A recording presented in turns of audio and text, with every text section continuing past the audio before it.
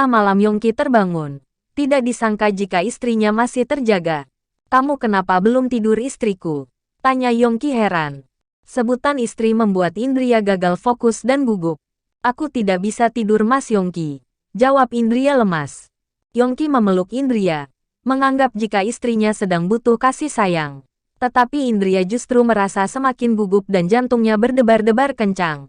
Mas, lepaskan tanganmu. Jika kamu peluk aku jadi sesak nafas. Elak Indria. Kamu sakit? Tanya Yongki kaget. Tidak tahu. Tetapi jantungku berdetak kencang dan susah nafas. Jawab Indria. Yongki meraba kening istrinya. Tetapi tidak panas. Kalau begitu ayo cek ke rumah sakit. Aku takut jadinya. Sela Yongki. Besok pagi saja. Yakin malam ini tidak masalah?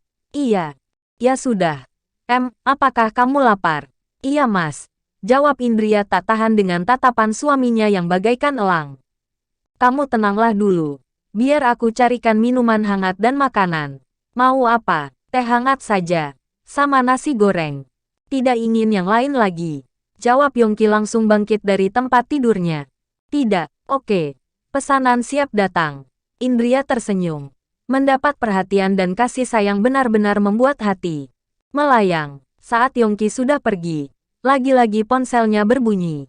Begitu banyak notifikasi DM di IG. Suaminya yang masuk. Dunia kami sangat berbeda. Aku hampir tidak mengenal lelaki kecuali Mas Firman yang aku anggap sebagai kakak. Sedangkan Mas Yongki, Indria juga tidak memiliki akun sosial media. Karena memang dia tidak minat. Selama ini lebih menyukai membaca buku daripada aktif di dunia maya. Indria semakin penasaran dengan isi ponsel suaminya. Tetapi dia tidak mau lancang dan takut pada akhirnya terluka sendiri. Memang suaminya saat ini sudah mulai berubah. Tetapi dalam hatinya masih belum bisa yakin sepenuhnya jika suami tidak akan selingkuh. Apalagi kenalan Yongki juga cantik-cantik. Dan suaminya dari dulu menyukai sesuatu yang indah. Jika aku berpikir seperti ini, hanya akan menyiksa diriku sendiri. Astagfirullah.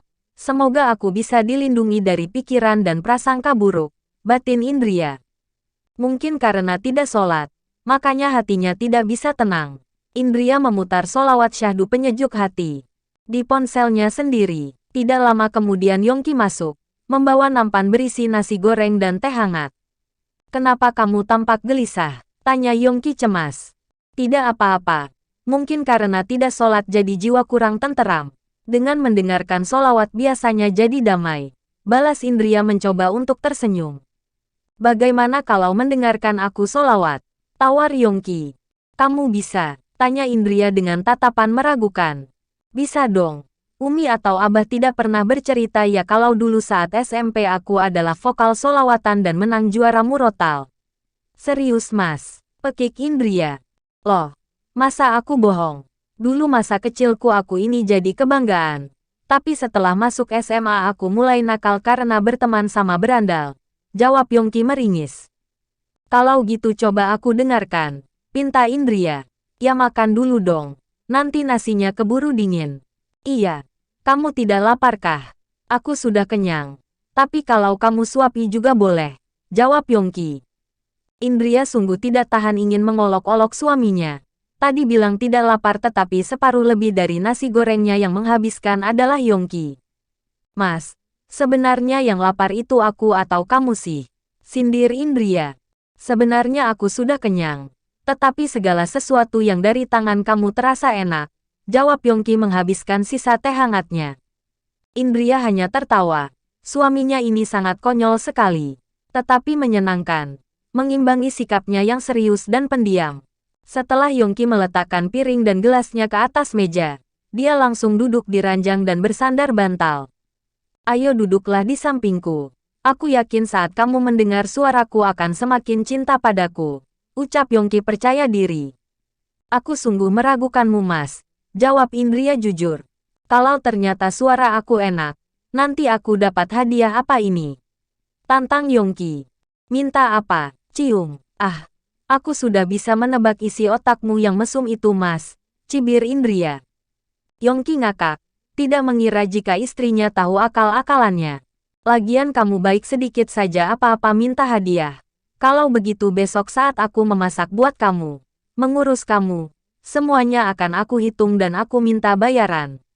Timpal Indria. Iya, aku siap. Bayarannya adalah ciuman yang membara. Jawab Yongki antusias. Indria tertawa saking kesalnya terhadap suami. Dengan refleks dia memukul bahu Yongki. Kamu curang sekali. Mau menang sendiri. Pekik Indria. Aku adalah seorang pengusaha. Makanya aku tidak mau rugi dong. Timpal Yongki. Sudah buruan solawat. Kalau jelek maka jangan berani modus lagi padaku. Sela Indria. Yongki menarik paksa istrinya agar mau duduk dan bersandar padanya. Indria tidak bisa menolak. Sebab cengkeraman tangan suaminya erat sekali. Kemudian Yongki mulai bersolawat. Indria sangat kaget ternyata suaminya memiliki suara yang bagus. Masya Allah. Merdu sekali suara Mas Yongki. Tapi jika aku puji dia akan semakin besar kepala dan meminta hadiahnya jauh lebih banyak. Demi mengamankan jantungku lebih baik aku pura-pura tidur. Batin Indria. Tetapi tidak disangka. Suara Yongki yang menenangkan hati mampu membuat Indria tertidur nyenyak sungguhan. Selesai solawat. Yongki tersenyum sendiri melihat istrinya tertidur pulas. Setelah sekian lama dia mau lagi mengeluarkan suaranya. Dulu setelah masuk SMA Yongki sangat malu jika ketahuan jadi vokal solawat dan hal-hal yang berbau islami. Karena teman gengnya pada mengejek dan menganggap jika Yongki cupu. Padahal Yongki pernah diajukan ikut lomba azan. Tetapi karena rasa gengsi itulah membuat dia tidak bersedia dan membuat kedua orang tuanya bersedih.